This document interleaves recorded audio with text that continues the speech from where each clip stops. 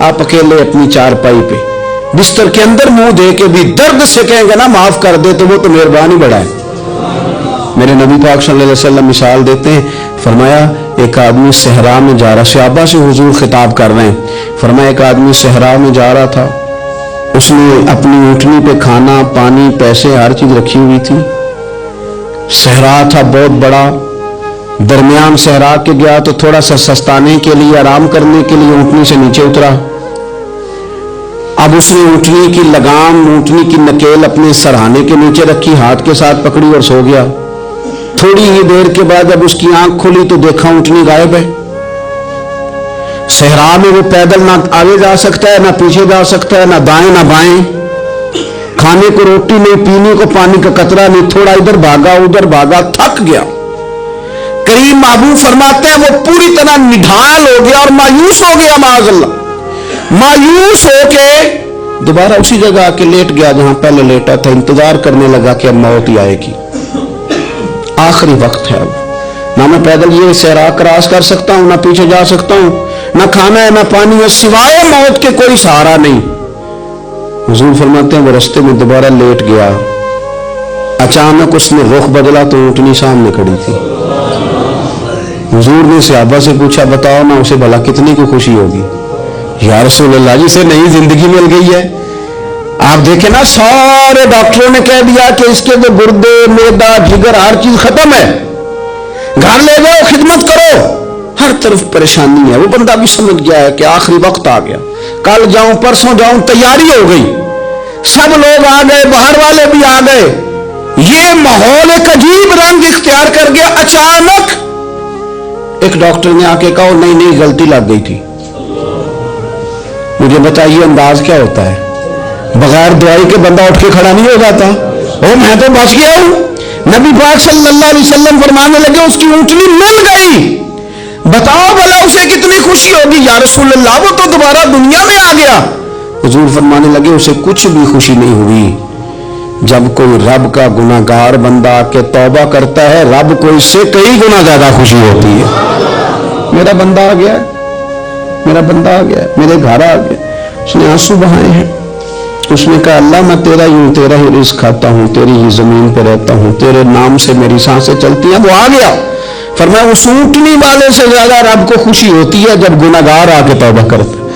گناہگاروں کے آنسو اس کی بارگاہ میں بڑے مقبول ہیں، لیکن ہم رسم ادا کرتے ہیں، توبہ نہیں کرتے، ہم اپنے آپ کے ساتھ دھوکہ کرتے ہیں، جھوٹ بولتے ہیں۔ اللہ تبارک و تعالی اپنے بندوں کے حق میں رحمت والے فیصلے کرتا ہے، درگزر والا معاملہ فرماتا ہے۔ جگہ جگہ قرآن مجید میں اللہ تعالیٰ نے اپنے بندوں پر رحمت کرنے کا ذکر فرمایا ہے۔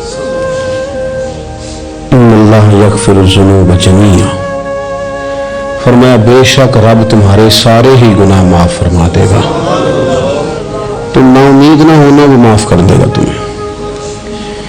قرآن مجید میں فرمایا ان اللہ بالناس لرؤوف الرحیم، بے شک اللہ اپنے بندوں پر بڑا ہی مہربان اور نہایت ہی رحم کرنے والا، رؤوف اور رحیم ہے، بڑا مہربان ہے، کرم فرماتا ہے۔ اللہ تعالیٰ اپنے بندوں سے بڑا جلد راضی ہو جاتا ہے۔ ماں پیار کرتی ہے اپنے بچے سے، لیکن وہ ناراض بھی ہو جاتی ہے بعض چیزوں پہ، بعض معاملات اس کا دل بھی دکھاتے ہیں، بعض جگہ وہ رو کے یہ بھی کہتی ہے کہ تو نے میری محبت کا کوئی نتیجہ نہیں مجھے دیا، میری ساری کمائی تو نے ضائع کر دی۔ والد بہت ساری جگہوں پہ ناراض ہوتا ہے، شکوہ کرتا ہے، کہتا ہے میری بیماریوں کی، پریشانیوں کی، بڑھاپے کی، کمزوریوں کا سبب بیٹے تو ہی بن گیا، یہ ساری تکلیفیں تو ٹھیک ہو جائیں تو میری شاید عمر بھی بڑھ جائے، صحت بھی ٹھیک ہو جائے، میں زیادہ دیر جوان رہ سکوں۔ ناراض ہوتے ہیں ماں باپ، اسی طرح ماں باپ راضی بھی ہو جاتے ہیں، وہ بڑی جلدی راضی ہو جاتے ہیں۔ میں اکثر کہتا ہوں کہ والد کو راضی کرنے میں 5-7 منٹ لگ جاتے ہیں، اماں تو 1.5-2 منٹ میں راضی ہو جاتی ہے۔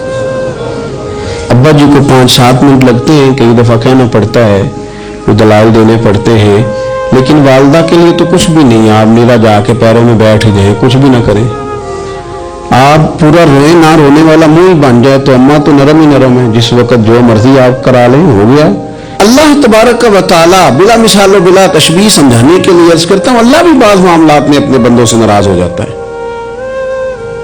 وہ کہتا ہے میں تکبر کرنے والوں کو پسند نہیں کرتا، وہ کہتا ہے فسادی پسند نہیں ہے، وہ فرماتا ہے کہ راہوں میں کجی کرنے والے پسند نہیں ہیں، وہ فرماتا ہے کہ بدعہدیاں کرو گے تو میں صبح قیامت تم سے سوالات کروں گا۔ اللہ تبارک و تعالیٰ بہت ساری چیزوں کو ناپسند کرتا ہے، ناراض ہو جاتا ہے، بلکہ نبی پاک صلی اللہ تعالی علیہ وسلم نے فرمایا تم بات کرتے کرتے کوئی ایسا جملہ بول دیتے ہو کہ رب اتنا ناراض ہوتا ہے کہ تمہیں پتہ بھی نہیں ہوتا، تمہارے لیے جہنم کا فیصلہ کر دیتا ہے۔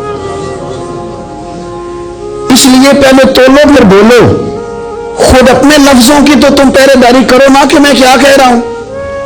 اور حضور یہ بھی فرماتے ہیں کہ اس کا دوسرا پہلو بھی ہے، بعض اوقات تم بات کرتے ایسا جملہ کہتے ہو وہ اتنا راضی ہوتا ہے کہ تمہارے لیے جنت کا فیصلہ فرما دیتا ہے۔ ان کاموں کی طرف بڑے جن سے اللہ راضی ہوتا ہے۔ میرے نبی پاک صلی اللہ تعالی علیہ وآلہ وسلم نے ارشاد فرمایا، بعض احادیث میں لفظ یہ ہے کہ اللہ اپنے بندوں کو دیکھ کے مسکراتا ہے جو اس کی شان کے لائق ہے۔ جس ترتیب سے ہم مسکراتے ہیں، جس ترتیب سے ہم روتے ہیں، جس ترتیب سے ہم کسی بات کا اظہار تشکر کرتے ہیں، خدا ان باتوں سے پاک ہے۔ اب بہت ساری حدیثوں میں آیا کہ وہ مسکراتا ہے، تو کیا مطلب ہے مسکرانے کا؟ تو علماء تفسیر نے لکھا مسکرانے کا مطلب یہ ہے کہ وہ بڑا ہی راضی ہوتا ہے اپنے بندے سے، بڑا راضی ہوتا ہے، یہ مطلب ہے۔ ایک تو مسکرانے کا مطلب یہ کہ وہ بڑا راضی ہو گیا، وہ مسکرا دیا اپنے بندے پہ۔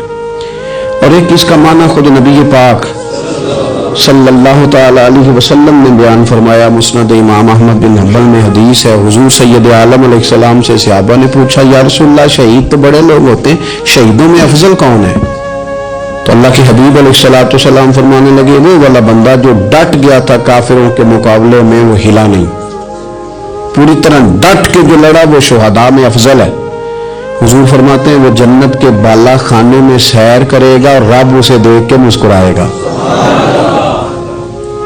رب اسے دیکھ کے مسکرائے گا، اللہ تعالیٰ مسکراتا ہے اسے دیکھ کے۔ اور اگلے جملے میں حضور نے وضاحت کر دی، فرمایا جب رب دنیا میں کسی پر مسکراتا ہے نا تو اس کا معنی یہ ہے کہ قیامت میں پھر اللہ اسے حساب کوئی نہیں لے گا۔ جس پر اللہ دنیا میں مسکرا دیا اس سے کوئی حساب ہو تو وہ کام ڈھونڈنے چاہیے نا جس سے اللہ مسکرائے۔ چھوٹا بچہ بھی ناراض نہ ہو تو وہ چیزیں وہ ڈھونڈتا ہے کہ اس کو کیا پسند ہے، چاکلیٹ لے جاؤں، فلاں چیز لے جاؤں، آئس کریم لے جاؤں، تو ایک بچے کے لیے، گھر کے لیے، سربراہ کے لیے اتنی محنت کرتے ہو تو وہ کام بھی ہمیں ڈھونڈ کے تلاش کرنے چاہیے نا جس سے رب راضی ہوتا ہے، اللہ راضی ہوتا ہے۔ بتاؤں وہ کون کون سے کام ہیں؟ نبی کریم صلی اللہ تعالی علیہ وسلم نے ارشاد فرمایا 3 لوگ ہیں جنہیں دیکھ کے رب مسکراتا ہے۔ یا رسول اللہ صلی اللہ علیہ وسلم وہ کون کون سے؟ تو محبوب فرمانے لگے ایک وہ بندہ ساری مخلوق سوئی ہے، آدھی رات ہے، رات کا پچھلا پہر ہے، اس نے اٹھ کے وضو کر لیا، مصلی پہ کھڑا ہوا خدا کی یاد میں، فرمایا اسے دیکھ کے رب مسکراتا ہے جو اس کی شان کے لائق ہے، مسکراتا ہے اللہ۔ یہ تو سونے کا ٹائم تھا، یہ تو گہری نیند آنے کا وقت تھا، رات کا پچھلا پہر۔ سننا میرے بھائی، میرے نبی پاک صلی اللہ تعالی علیہ وسلم فرماتے ہیں جب مسلمان نماز کے لیے صفیں بناتے ہیں نا، ترتیب لگ رہی ہوتی ہے، اب اللہ کی بارگاہ میں کھڑے ہوں گے، قیام کریں گے، رکوع کریں گے، سجود کریں گے، فرمایا جب مومن صفیں بناتے ہیں تو رب دیکھ کے مسکراتا ہے، مسکراتا ہے۔ کمال ہو گئے عروج بندگی کا، جب بندے کو دیکھ کے رب مسکرائے، خدا بندے سے خود پوچھے بتا تیری رضا کیا ہے، مسکراتا ہے۔ اور میرے نبی پاک علیہ السلام فرماتے ہیں جب مجاہد جہاد کے لیے صفیں سیدھی کرتے، آج تو یہ رب کے نام پہ مرنے ہی آ گئے، یہ صفوں میں کھڑے ہوں گے، ترتیب سے لڑیں گے، ترتیب سے گلا کاٹیں گے کافروں کا یا شہادت لیں گے۔ فرمایا جب جہاد کے لوگ صفے بناتے ہیں تو رب انہیں دیکھ کے مسکراتا ہے۔ کتنے نصیبوں والا وہ بندہ ہے جسے دیکھ کے مسکرا دیا۔ او یار کبھی تیرا بیٹا تیرے سامنے مسکرائے نا چھوٹا تو تیرا دل باغ باغ ہو جاتا ہے۔ تیری ماں بیمار کسی ایک دن صحیح طرح ہنس پڑے تو طبیعت خوش ہو جاتی۔ مجھے بتاؤ نا جس کا رب بھی اسے دیکھ کے ہنس پڑے جو اس کی شان کے لائق ہے، کیا اس بندے کے نصیبیں ہیں، کیا اس کے مقدر ہیں۔ آپ اس مقام پر اپنے آپ کو لائیں۔ اب دیکھیں نا یہ حدیث ہم نے سن لی، اب ہم نے نا اس طرح صفے نہیں بنانے جس طرح ساری دنیا، اب ذرا صفے بھی شوق سے بنائیں گے۔ اب ذرا تھوڑا سا شوق پیدا کریں گے، بھائی یہ تو میں وہ کام کرنے لگا ہوں جسے دیکھ کے رب مسکراتا ہے۔ نبی پاک صلی اللہ علیہ وسلم نے فرمایا جب کوئی بندہ توبہ کرتا ہے نا، ہم توبہ کا رٹا لگاتے ہیں، یا اللہ میری توبہ یا اللہ۔ اور توبہ کا تو مطلب یہ ہے کہ پچھلے گناہوں سے پکی توبہ، آج کے بعد یہ غلطی نہ کرنے کا پکا وعدہ، آج کے بعد رشوت تو نہیں لے گا، ملاوٹ تو نہیں نہ کرے گا، یہ توبہ ہے۔ اور اگر سارے کام اسی طرح کرنے تو پھر یہ توبہ کا رٹا ہے، پھر جتنا مرضی لگاؤ۔ حضرت علی بن ربیعہ رضی اللہ تعالیٰ عنہ فرماتے ہیں میں مولا علی کے ساتھ تھا، مقام حرہ کی طرف جا رہے تھے، حضرت علی نے ہاتھ اٹھا کے دعا مانگی ہماری تعلیم کے لیے، ورنہ حضرت علی ہم صحابہ کو محفوظ عن الخطا تو مانتے ہیں نا، ہاتھ اٹھا کے کہا اے اللہ ہمارے گناہ بخش دے، تیرے علاوہ کوئی معاف کرنے والا نہیں۔ اور پھر حضرت علی آسمان کی طرف دیکھا اور دیکھ کے نا حضرت علی بن ربیعہ کو تو مسکرائے۔ حضرت علی بن ربیعہ کہنے لگے حضور مسکرائے کیوں؟ وہ فرمانے لگے ایک دن میں حضور کے ساتھ اسی طرح آیا تھا، اسی طرح حضور نے دعا فرمائی تھی ہماری تعلیم کے لیے، اور پھر حضور مجھے دیکھ کے مسکرائے تھے اور فرمایا جب کوئی بندہ رب کی بارگاہ میں اس طرح استغفار کرتا ہے تو رب مسکراتا ہے اور مسکرا کے فرماتا دیکھ لو میرے بندوں کو پتا ہے کہ میرے علاوہ معاف کرنے والا کوئی نہیں، انہیں پتا ہے، تم اس کی بارگاہ میں رجوع تو لاؤ، آؤ تو صحیح دعا سو لے کر۔ اقبال کہتے ہیں کہ موتی سمجھ کے شان کریمی نے چن لیا، قطرے تو گرے میرے ار کے انفال کے، دو میں نے آنسو بہائے تھے تو اس کے کرم نے تو موتی سمجھ کے چن لی۔ سنو نا حضور اس استغفار کو اللہ کو یا رات کو توبہ کر کے سونا چاہیے ہمیں۔ کچھ غلطیاں ہم کرنا نہیں چاہتے پر ہم سے ہو جاتی ہیں، کچھ دل ہم توڑنا نہیں چاہتے پر وہ ٹوٹ جاتے ہیں، ہماری مجبوری ہوتی ہے ٹوٹ جاتے ہیں۔ رات کو اس کی بارگاہ میں ہاتھ باندھ کے کشکول طلب دراز کر کے خوب استغفار پڑھنا چاہیے کہ مالک بندے ہیں نا کیا کریں، خدا را خیال کریں، دنیا روٹتی ہے تو روٹ جائے، رب رسول ناراض ہے نہ ہونے پائے، اس کا خیال کریں۔ حضور فرماتے ہیں مسکراتا ہے، اسے خوشی ہوتی ہے جب کوئی اس کا بندہ اس کی طرف رجوع کرتا ہے۔ میرے عزیزو رسول پاک صلی اللہ تعالی علیہ وسلم نے ان لوگوں کے تذکرے کیے جنہیں دیکھ کے رب مسکراتا ہے۔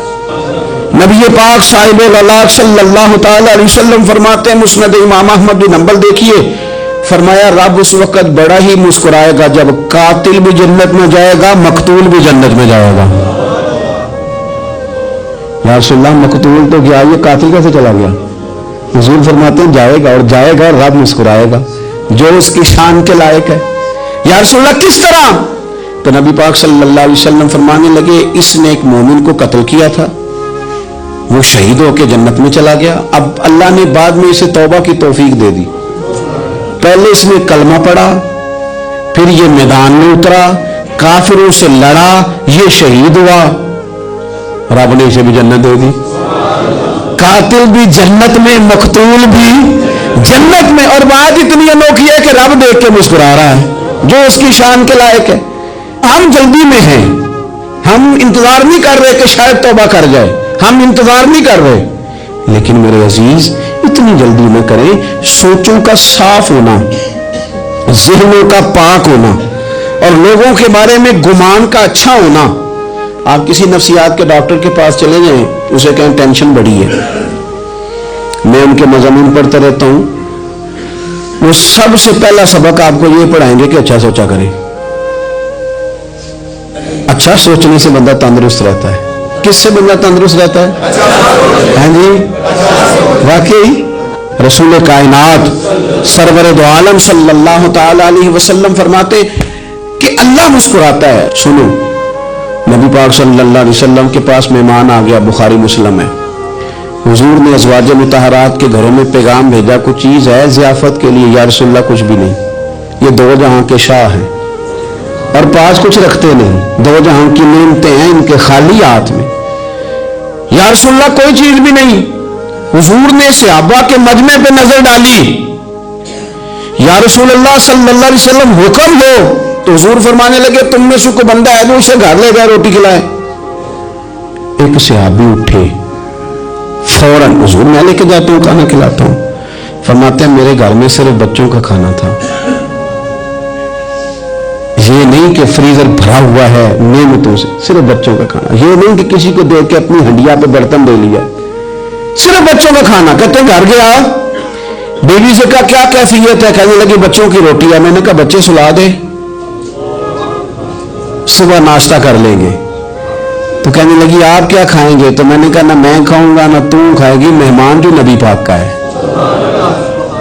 کہا اچھا، اب ذرا تجویز دیکھو میاں بیوی کی سوچی آپس میں. کہتے ہیں کھانا لگا دینا، کیونکہ ایک آدھ بندوں کا کھانا ہے. اپنی غربتوں کا ہر جگہ اظہار کرنا، رونا رونا. یہ دیکھو غربت کیسے چھپائی جا رہی. اس کو کہا نہیں کہ چل تو تھوڑا رحم کھا، تو آیا ہے تو تھوڑا رحم کھا، یہ نہیں کہا. کہا اٹھ کے نا تو کھانا رکھنا اور اٹھ کے نا